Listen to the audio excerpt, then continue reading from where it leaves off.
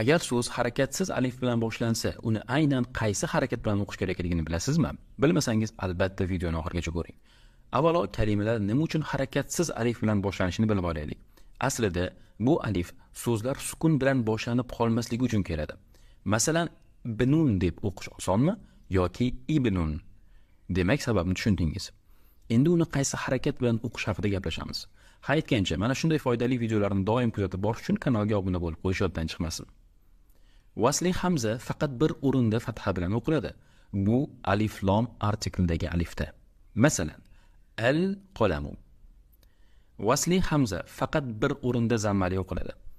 Agar 3 harfli fe'ldan amr fe'l yasasak, 3-harfi zammali bo'lganda oldidagi hamza zammali o'qiladi.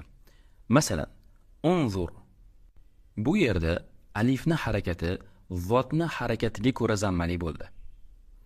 Qolgan barcha holatlarda vasli hamza kasrali o'qiladi. Agar sizga ushbu qisqa video orqali to'liq tushuncha olmagan bo'lsangiz, onlayn kurslarimizni o'qishingizni tavsiya qilamiz, chunki darslarimizda qoidalar kengroq tushuntiriladi.